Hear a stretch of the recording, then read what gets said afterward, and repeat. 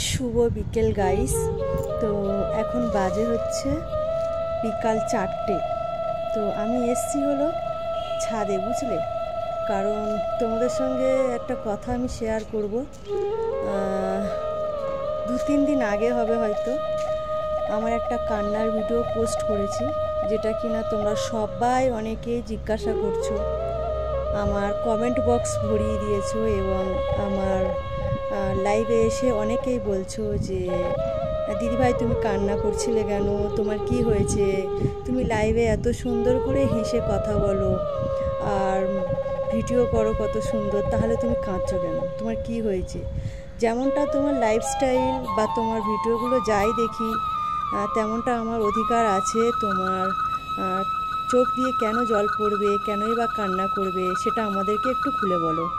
তো যাই হোক, তোমাদের সঙ্গে আজকে এটা আমি শেয়ার করছি, কারণ প্রত্যেক দিন আমার লাইভে এসেই বলছো যে দিদিভাই তোমার কি হয়েছে আগে বলো। তো আমি লাইভে বলিনি, তো এখানেই বলে দিচ্ছি। আমি তোমাদেরকে বলেছিলাম একটা ব্লগের মাধ্যমে শেয়ার করব।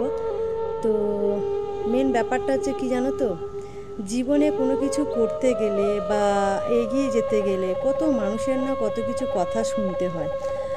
আর এরকমটা আমার জীবনে প্রথম থেকে এসেছে, এখনও পর্যন্ত হয়ে যাচ্ছে। আর আজও পর্যন্ত আমার পাশে এখনও পর্যন্ত কেউ নেই, কিন্তু পিছন থেকে কাটি মারা মানুষের অভাব থাকে না। ঠিক আছে, আমি আজকের ভালো আছি, ভালো খাচ্ছি, ভালো পড়ছি, শুধুমাত্র সবটা তোমাদের জন্য। আর আমার এই ভালো দিকটা না অনেকেই সহ্য করতে পারে না, তাই বাজে বাজে কথা বলা ছাড়া ওদের আর কোনো কাজকর্ম নেই। তো কিছু কিছু বাজে কথার জন্য মানুষ কতই না সহ্য করবে, তাই না। তো বাধ্য হয়ে চোখ দিয়ে এমনিই জল পড়ে যাবে, যে কোনো মানুষ হোক, আমি হই, তুমি হও, আরেকজন হোক, যে কোনো মানুষ যারা সোশ্যাল মিডিয়ায় কাজ করে না, তাদের কি কষ্ট হয় না, তাদের কি কথা শুনতে হয় না, কোনো না কোনো রকমে কথা শুনতে হয়। তো সেই ক্ষেত্রে বলছি যে আমার এমন পজিশন হয়ে গেছে, মানে মানুষের কথা শুনতে শুনতে আমার এরকম দিন যায়। তারপরে তোমরা ভালো মতো জানো আমি বাড়িতে একা থাকি আর বোবার মতন থাকতে হয়। যতটুকু যা লাইভের মধ্যে আমার এই হাসি মুখ দেখতে পাও, তোমাদের সব সময় বলি আমার এই হাসি মুখটা তোমাদেরকে একমাত্র উপহার, যেটা কিনা আমি লাইভের মধ্যে দিয়ে থাকি। কারণ কেন বলো তো, আমার বাড়িতে একা কেউ থাকে না, আমার বাচ্চা নিয়ে আমি থাকি, গল্প করার মতো কেউ নেই। যাই হোক, একটু প্রবলেম হচ্ছে তোমাদের শুনতে, যেহেতু বিল্ডিংয়ের কাজ হচ্ছে পাশে। তো যাই হোক, এটাই বলার ছিল। এত মানুষের আঘাত সত্যি নেওয়া যায় না। তো সবাইকে বলবো, যারা যারা আমাকে এরকম বাজে বাজে কথা বলার আগে নিজেরা একবার চিন্তা ভাবনা করে দেখবে যে নিজেরা কেমন। আগে নিজে ভালো হও, তারপরে অন্যকে খারাপ বলতে যাও বা ভালো বলতে যাও, ঠিক আছে।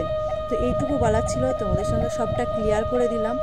আর যেগুলো আরও অনেক কিছু আছে এই মুহূর্তে বলতে পারবো না, কারণ আমার ভিডিওটা সবাই দেখে, সেটা না হয় রেখেই দিলাম, অন্য একদিন না হয় শেয়ার করব। তো এর জন্যই আসা আমার এই ছাদে। আর আমি এসছি একমাত্র আমার মনটাও ভালো রাখার জন্য, ভালো থাকার জন্য। একটু বিকেলবেলা এলাম, কারণ বাড়িতে একা একা থাকি, ভালো লাগে না। তো ছাদে এসে একটু তোমাদের সঙ্গে শেয়ার করলাম। তো চলো, টাটা, বাই বাই।